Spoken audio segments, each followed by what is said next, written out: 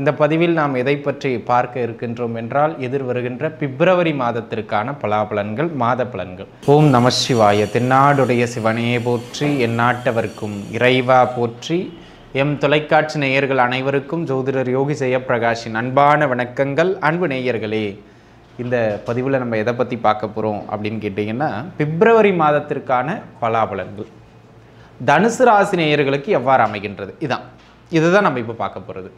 ஆக தனுசு ராசி நேயர்களை பொறுத்த மட்டிலும் இந்த மாதம் குறிப்பாக 2 விஷயத்தில் ரொம்ப சிறப்பாக இருக்குது. குறிப்பாக 3 விஷயங்களும் ரொம்ப கவனமாக இருக்கணும் அப்படிங்கிற மாதிரியான அமைப்புகளில் இருக்குங்க. அது என்ன அந்த 2 விஷயம், அது என்ன அந்த 3 விஷயம், அதான் இப்போ நம்ம பார்க்க போகிறோம். அன்பு நண்பர்களே, இந்த பிப்ரவரி மாத பலனை பொறுத்த மட்டிலும் தனுசு ராசி நேயர்களுக்கு ரொம்ப சிறப்பான விஷயம் அப்படின்னு கேட்டிங்கன்னா புத்திரபாக்கியம். புத்திரபாக்கியம் சார்ந்து இந்த மாதம் நல்ல மேன்மைகளை வழங்குகின்ற மாதமாக அமைகின்றது. சில விஷயங்களில் நன்மைகள் அதிகமாக இருக்கும், சில விஷயங்களில் கொஞ்சம் தீமைகள் அதிகமாக இருக்கும். 2 கலந்து தான் இருக்கும். நன்மைகள் அப்படிங்கிற இதில் முதல் அமைப்பாக புத்திரபாக்கியம். தனுசு ராசி நேயர்களுக்கு இம்மாதம் புத்திரபாக்கியம் உறுதி செய்யப்படுகின்ற ஒரு அற்புதமான மாதம்.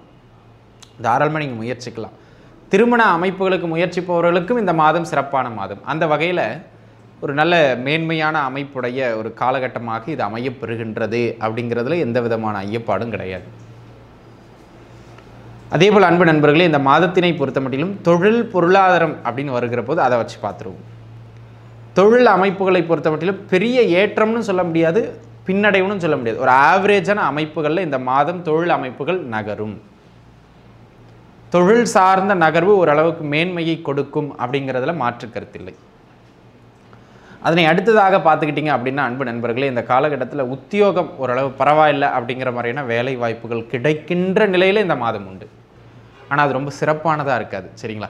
வேலைன்னு கிடைக்கும், எதுவுமே இல்லாமல் சும்மா இருக்கிறதுக்கு வீட்டில் ஏதோ ஒரு வேலை பார்க்கலாம் அப்படிங்கிற மாதிரியான அமைப்புகளில் வேலை வாய்ப்புகள் கிடைக்கின்ற ஒரு மாதமாக இந்த மாதம் அமைகின்றது அப்படிங்கிறத நீங்கள் புரிஞ்சுக்கிடணும். அதனை அடுத்ததாக அன்பு நண்பர்களே, இந்த காலகட்டத்தை பொறுத்த முடியலும் தொழில் ரீதியாக இருந்து வந்த நெருக்கடிகள், பொருளாதார ரீதியாக இருந்து வந்த நெருக்கடிகள் குறையும். அப்படி இந்த காலகட்டம் கொடுத்த வாக்கினை நீங்கள் காப்பீர்கள், எப்பாடுபட்டேனும் காப்பீர்கள். இந்த காலகட்டத்தில் உங்கள் பேச்சுக்கு மரியாதை உண்டு. மாதம் உங்களுடைய பேச்சுக்கு, இப்போ ஒரு உதாரணத்துக்கு உங்கள் குடும்பம் ஏதாவது ஒரு முக்கியமான ஃபங்க்ஷன் நடக்க போகிறாங்க, இல்லை உங்கள் உறவுக்கார குடும்பம் உங்களை முதன்மைப்படுத்துவாங்க. நீங்கள் உங்களுடைய பேச்சுக்கு முதன்மை கொடுப்பார்கள், முக்கியத்துவம் கொடுப்பார்கள். அதான் நான் ரொம்ப சொல்கிறது. அதனால் அன்பு நண்பர்களே, இந்த காலகட்டத்தை பொறுத்த முடியல அடுத்து அடுத்து அடுத்து நல்ல வளர்ச்சி பாதையை நோக்கியே நீங்கள் பயணப்படுவது மாதிரியான காலகட்டமாய் இது அமைகின்றது அப்படிங்கிறத நீங்கள் புரிஞ்சுக்கிட வேண்டியது அவசியம். அதனை அடுத்ததாக பார்த்தோம் என்றால் அன்பு நண்பர்களே, தொழில் அமைப்புகளில் நெருக்கடி குறையும் சொல்லியாச்சு, உத்தியோக அமைப்புகளில் நெருக்கடி குறையும் சொல்லியாச்சு. இந்த காலகட்டம் காதல் அமைப்புகள் கைகூடும்.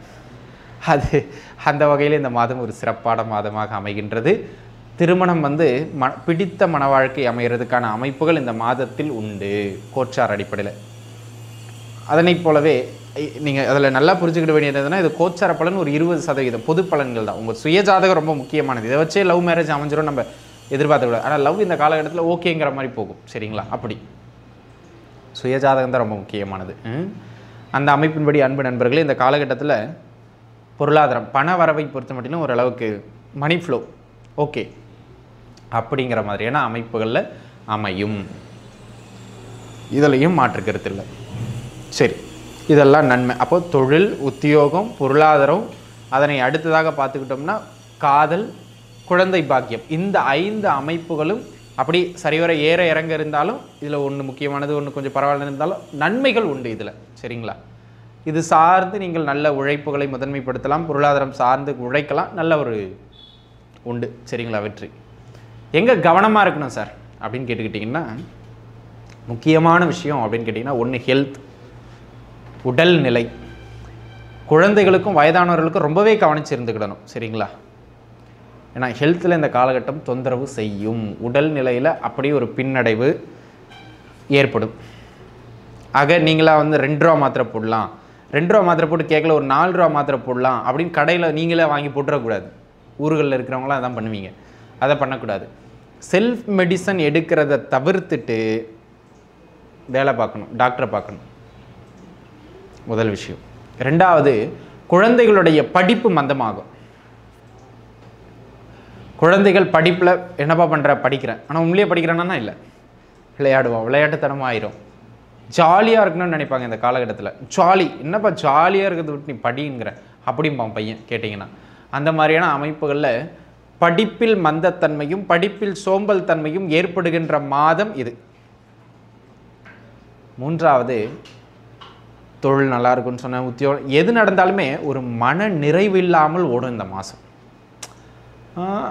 என்னத்தை நல்லா இருக்கியான்னு நம்ம சிலர் கேட்போம், எப்பயாவது எதிர்த்து என்னத்தை சொல்கிறது, ஏதோ இருக்கேன் அப்படிம்பாங்க. அது என்னதுங்க, நல்லா தான் இருப்போம் உண்மையிலே. சாப்பாட்டுக்கு கஷ்டம் இருக்காது, வேலை இருக்கும், பொருளாதாரம் இருக்கும், ஏதோ ஒன்றுத்தில் பிரச்சனையாக இருக்கும், அதனால் நிம்மதி இழந்திருப்பார்.